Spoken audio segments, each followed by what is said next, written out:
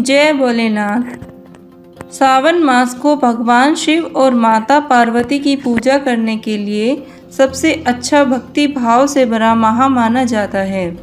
भारत में भगवान शिव के 12 ज्योतिर्लिंग हैं जो भारत देश में अलग अलग जगह पर स्थापित हैं। यहाँ पर भगवान शिव जी ने स्वयं दर्शन दिए थे। वहाँ पर एक ज्योति के रूप में भगवान शिव उत्पन्न हुए थे। 12 ज्योतिर्लिंग की वजह से पृथ्वी का आधार बना हुआ है और इस कारण वह अपनी धुरी पर घूम रही है। साथ ही इसी की वजह से पृथ्वी पर जीवन यापन बना हुआ है।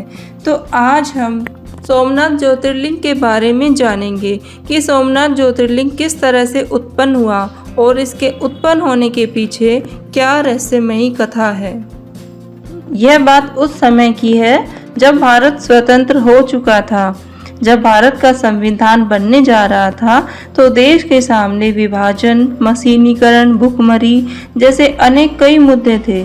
उस समय लौह पुरुष सरदार वल्लभ भाई पटेल ने यह घोषणा की थी कि वह एक मंदिर का निर्माण करना चाहते हैं। मंदिर प्राचीन समय में मंदिर का गर्भगृह पूर्ण रूप से सोने का बना हुआ था और इसमें स्थापित 56 स्तंभ नीलम से बने हुए थे। यहाँ तक कि उसकी दीवारें भी सोने की थी और उस पर असली हीरे जड़े हुए थे। एक ऐसा मंदिर जिसे 1, 2, 3, 4 या 5 बार नहीं बल्कि 17 बार अलग अलग मुस्लिम आक्रमणकारियों द्वारा लूटा गया। अगर हम यह कहें कि सनातन धर्म का यह मंदिर सभी आक्रमणकारियों के निशाने पर रहा तो इसमें कुछ अतिशयोक्ति नहीं होगी। परंतु हमारे सनातन धर्म की महानता तो देखिए। इसे जितनी बार लूटा गया, इस पर जितनी बार आक्रमण किया, उतनी ही बार इसका जीर्णोद्धार भी कराया गया। सन 1025 में पहली बार महमूद गजनवी ने इस पर आक्रमण किया। इसे लूटने के बाद जब उसने इस मंदिर को ध्वस्त करने का प्रयास किया तो वह इसमें विफल रहा। उसने वहां मंदिर में आग लगा दी और लूटी हुई संपत्ति को वहां से लेकर जाने लगा। कहा जाता है कि उसके हाथ में इतनी संपत्ति लगी कि उसे ले जाने के लिए उसके पास इतने हाथी, घोड़े और सैनिक भी नहीं थे। इतना गरीब था वह। इसलिए उसने बहुत सारी संपत्ति समुद्र में बहा दी। आखिर ऐसे ही हमारे देश को सोने की चिड़िया नहीं कहा जाता था।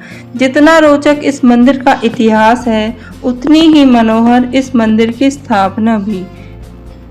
यह मंदिर गुजरात के समुद्र किनारे पर स्थित प्रभास क्षेत्र में बसा हुआ सोमनाथ महादेव ज्योतिर्लिंग है, जिसे 12 ज्योतिर्लिंगों में सर्वप्रथम और प्रमुख माना जाता है।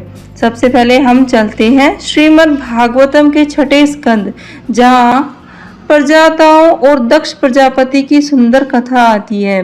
जैसा कि आप जानते हैं, प्रजाताओं के समर्सित वीर्य द्वारा मरीषा के गर्भ से दक्ष प्रजापति का जन्म हुआ था। दक्ष प्रजापति ने सबसे पहले अपने मन से कई जीवात्माओं की उत्पत्ति की, लेकिन उनके सृजन में कुछ न कुछ त्रुटियां रह गई। इसलिए असंतुष्ट मन से वह विंध्याचल पर्वत पर स्थित एक पवित्र स्थल पर तपस्या करने के लिए चले गए। भगवान विष्णु को प्रसन्न करने के लिए दक्ष प्रजापति ने अनेक अनुष्ठान किए, जिसके फलस्वरूप भगवान विष्णु ने प्रसन्न होकर उन्हें दर्शन दिए। भगवान विष्णु ने उन्हें निर्देश दिया कि 5 जन प्रजापति की आकस्नी नामक कन्या से विवाह करें और सृष्टि में प्रजा का विस्तार करें। दक्ष प्रजापति ने ऐसा ही किया और आकस्नी के गर्भ से 10,000 पुत्रों को जन्म दिया। उनके पुत्रों के नाम पड़े हरियासुर। दक्ष प्रजापति ने अपने इन पुत्रों को सृष्टि को आगे बढ़ाने के लिए आदेश दिया, लेकिन इससे पहले उन्होंने अपने पुत्रों से कहा कि तुम्हें कठोर तपस्या करनी चाहिए। अपने पिता के निर्देश को मानते हुए यह सभी पुत्र नारायणसर नामक तीर्थ स्थान पर चले गए। वहां पर उन्हें नारद मुनि मिले। नारद मुनि ने उन्हें भगवत भक्ति का ज्ञान देकर इस संसार से विरक्त बना दिया। अब इसके चलते हुए इन बालकों ने गृहस्थ धर्म को स्वीकार नहीं किया, आध्यात्मिक पथ का चुनाव किया और संसार को त्याग दिया।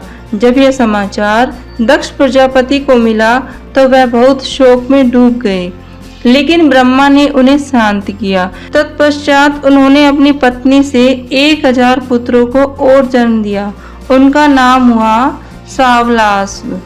जब दक्ष प्रजापति ने अपने 1000 पुत्रों को तपस्या के लिए भेजा तो नारद मुनि ने उन्हें आत्मिक पथ की शिक्षा दी और उन्हें अपने बड़े भाइयों का अनुसरण करने के लिए कहा और उन्हें भी इस संसार से विरक्त बना दिया। और अब यह समाचार सुनकर दक्ष प्रजापति के क्रोध की कोई सीमा न रही। उन्होंने नारद मुनि को श्राप देते हुए कहा कि संपूर्ण ब्रह्मांड में भ्रमण करते हुए भी उनका कोई घर नहीं होगा, यानी कि वह किसी एक स्थान पर वास नहीं कर पाएंगे। इसके पश्चात ब्रह्मा जी के आग्रह पर दक्ष प्रजापति ने अपनी पत्नी से 60 कन्याओं को जन्म दिया। अब उन्हें नारद मुनि के द्वारा वैराग्य पथ पर ले जाने की कोई संभावना नहीं थी। यौवन अवस्था आने पर दक्ष प्रजापति ने इन 60 में से 10 पुत्रियों का विवाह यमराज के साथ, 17 का कश्यप मुनि से और 27 पुत्रियों का विवाह चंद्रदेव से करा दिया और 2-2 का विवाह अंगिरा, कृशाश्वत और भूप से किया। इसके पश्चात सृष्टि की प्रजा में बढ़ोतरी होने लगी। उसी समय क्या हुआ कि चंद्रमा की 26 पुत्रियां अपने पिता दक्ष प्रजापति से मिलने के लिए आई, लेकिन उनके मुखमंडल पर मुस्कुराहट के स्थान पर उदासी छाई हुई थी। दक्ष प्रजापति ने अपनी पुत्रियों से पूछा तो उन्होंने बताया कि उनके पति चंद्रदेव रोहिणी से अधिक प्रेम करते हैं और बाकी 26 पत्नियों की उपेक्षा करते हैं।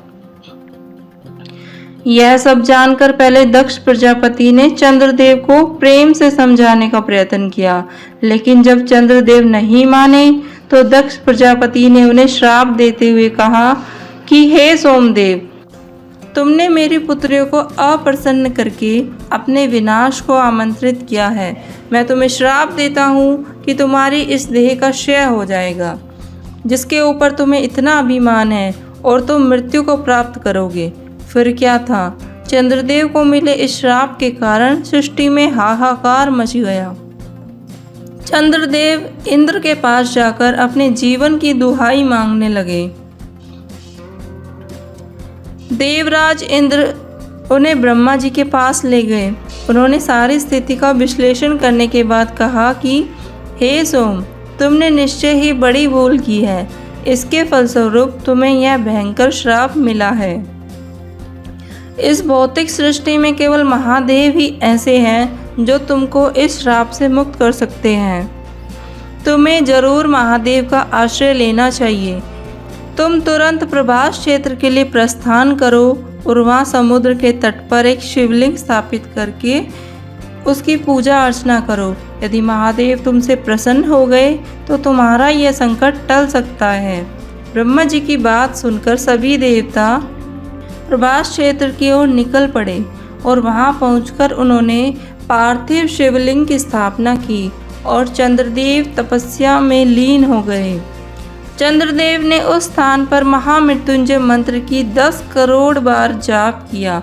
उनकी तपस्या से प्रसन्न होकर महादेव ने उन्हें दर्शन दिए और वर मांगने के लिए कहा। इस पर चंद्रदेव ने कहा, हे भोलेनाथ, जिसे आपका दर्शन प्राप्त हो जाए उसे सृष्टि में और कुछ पाने की इच्छा नहीं रह जाती, लेकिन मुझसे एक भूल हो गई है।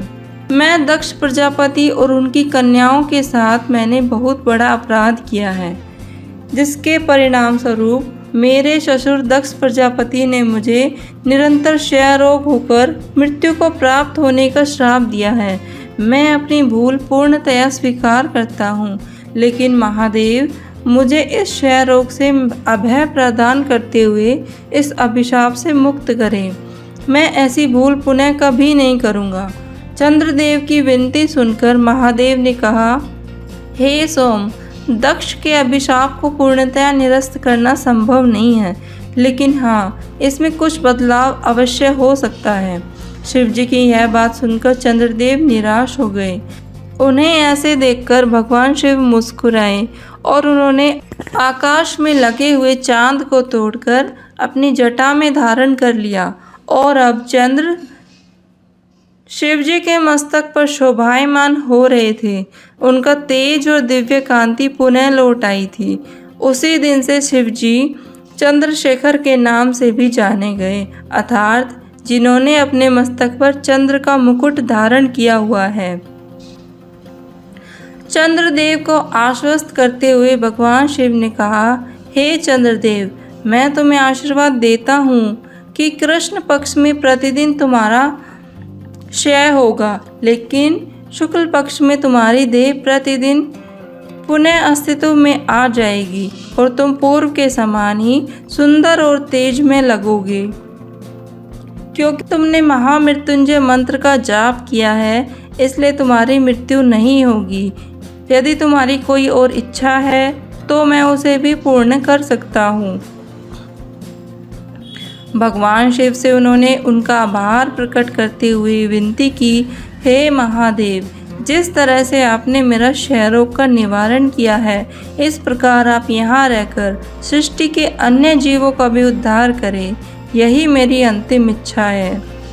चंद्रदेव की यह विनती सुनकर महादेव ज्योतिर्लिंग रूप में प्रभास क्षेत्र के समुद्र तट पर विराजमान हो गए। क्योंकि चंद्रदेव ने उनसे आराधना की थी, इसलिए उनका नाम सोमनाथ ज्योतिर्लिंग पड़ा। इस स्थान पर सर्वप्रथम मंदिर की स्थापना भी चंद्रदेव ने स्वयं करवाई थी और यह मंदिर संपूर्ण रूप से स्वर्ण का बना हुआ है। हमारे वैदिक धर्म के 12 ज्योतिर्लिंगों में से यह सबसे प्रमुख ज्योतिर्लिंग है। नैमिषारण्य में एकत्रित हुए शौनकादि ऋषियों को सोमनाथ मंदिर का महिमा मंडन करते हुए श्रील सूत गोस्वामी जी बताते हैं कि सोमनाथ ज्योतिर्लिंग सबसे पहला ज्योतिर्लिंग है जो कि चंद्रमा की क्षय को दूर करने के लिए प्रकट हुआ था। जो कोई भी व्यक्ति सोमनाथ महादेव की श्रद्धा से पूजा करता है, उनकी प्रार्थना करता है, उसे क्षय रोग अथवा कुष्ठ रोग कभी भी प्रभावित नहीं करता। अश्वयुज पूर्णिमा यानी कि अश्विन मास की पूर्णिमा से हम शरद पूर्णिमा के नाम से जानते हैं। वह दिन भगवान शिव की पूजा के लिए सर्वोत्तम माना जाता है।